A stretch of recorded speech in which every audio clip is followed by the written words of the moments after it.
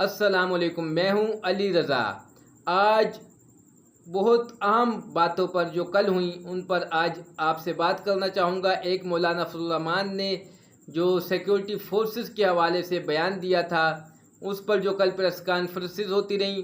दूसरी तरफ जो इमरान खान से कल मुलाकात का दिन था और अलीमा खान साहिबा इमरान खान से मुलाकात के लिए अडियाला जेल नहीं आई। अल-कादिर ट्रस्ट केस जो इमरान खान का है वो कल इस पर सुप्रीम कोर्ट में सुनवाई हुई।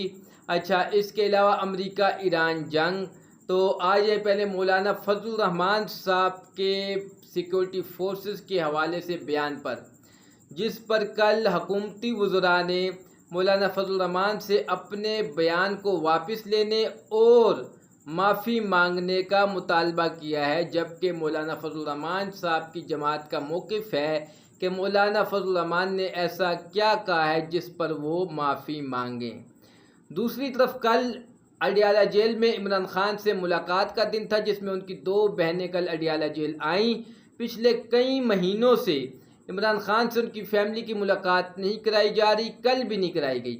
लेकिन कल अलीमा खान साहिबा इमरान खान से मुलाकात के लिए अडियाला जेल नहीं आई, जिस पर लोगों की मुख्तलिफ राय थी। कुछ लोगों का कहना था कि वो इसलिए नहीं आई क्योंकि 11 अगस्त को शायद उनके केस में गिरफ्तारी का उनका इम्कान है, तो वो अपना कुछ वक्त जो है कि वो चित्राल में रिश्तेदारों के साथ गुजारना चाहती हैं। जबकि कुछ का कहना था कि वो खैबर पख्तूनख्वा में स्ट्रीट मूवमेंट चला रही हैं और लोगों को मोबिलाइज कर रही हैं, इसलिए वो नहीं आई।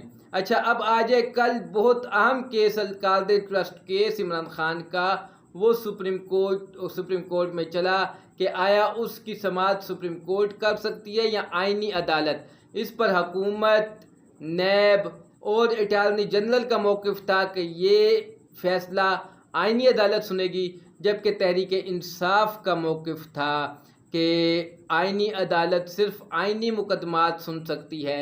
ये फ़ौजदारी मुकदमा है तो फ़ौजदारी मुकदमा आईनी अदालत कैसे सुनेगी। सुप्रीम कोर्ट ने ये केस अगले कुछ दिनों के लिए मुलतवी कर दिया, इसकी फिर समाअत होगी। तो इसके बाद आ जाएं अब आबनाए हुर्मुज़ पर अमेरिका ईरान जंग पर। जो अमेरिका और ईरान की जंग है इसमें आबनाए हुर्मुज़ पर आ जाएं कि अमेरिका ने इस पर नाकाबंदी का कहा। अमेरिकी सदर ट्रंप ने कहा कि अमेरिका इस आबनाए हुर्मुज़ का मुहाफ़िज़ बनेगा, यहाँ से तमाम बहरी जहाज़ गुजरेंगे सिवाय ईरान के, और इन बहरी जहाज़ों को 20% फ़ीस देनी होगी। और ईरान के वज़ीर ख़ारजा अब्बास अराग़ची ने कहा कि ट्रंप बिल्कुल ठीक कहते हैं, मुहाफ़िज़ को फ़ीस मिलेगी लेकिन हम इससे बहुत कम फ़ीस लेंगे।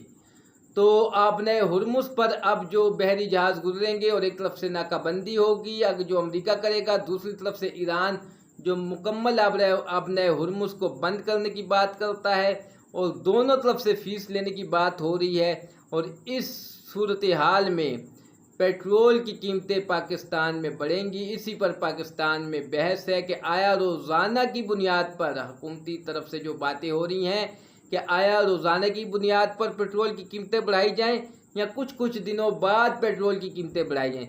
लेकिन एक बात वाज़ेह है, अगर ये जंग रही तो पाकिस्तान में पेट्रोल की कीमतें बढ़ती जाएंगी।